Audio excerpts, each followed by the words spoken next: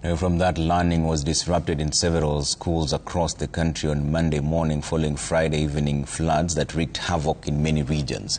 At Kware Primary School in Nairobi, pupils and teachers were forced to begin the week clearing mud and debris after classrooms were submerged and raw sewage spilled into the school compound.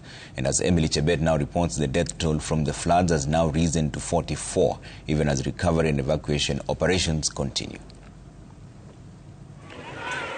These learners from Kware Primary School in Mukuru here in Nairobi are cleaning up a mess they had nothing to do with.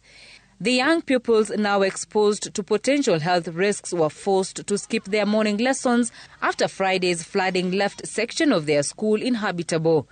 Classrooms were submerged and raw sewage spilled into the compound, leaving teachers, parents and learners scrambling to restore some order before learning could resume. The school's head teacher declined to speak on camera about why young pupils were involved in cleaning the sewage-filled classrooms and compound, a task parents say should be handled by adults, even as they called on the government to sort the perennial flooding problem as a result of blocked drainage system in the area.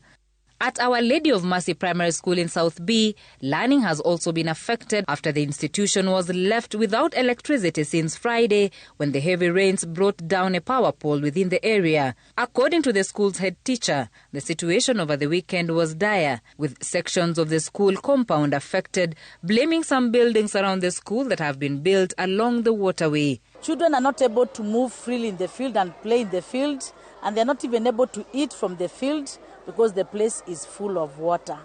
There is a class, because of the leaking roof, the ceiling fell.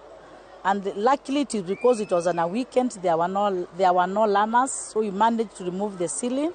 We normally have our revision classes in the evening and even early in the morning.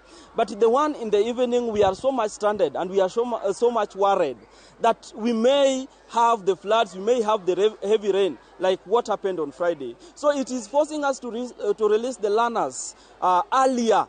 The school administration is calling on the county government to enforce proper urban planning, particularly around learning institutions, noting that poorly planned buildings and blocked waterways continue to worsen flooding whenever heavy rains occur. In Makueni County, family members, friends and county disaster response team have for the third consecutive day pitched camp along Suluni River in Booni sub-county in a desperate search for the body of a teacher who was swept away by flood waters. The victim was reportedly swept away on Saturday evening while attempting to cross the swollen river on a motorbike. We are really disturbed and we need some help. Any government, any leadership that can help us would be of great help because we are grieved, we are grieving. And we have managed to retrieve one body, which we have handed over to the police. One body is missing along the river. We have conducted search and recovery along the river, but we have not managed to recover his body.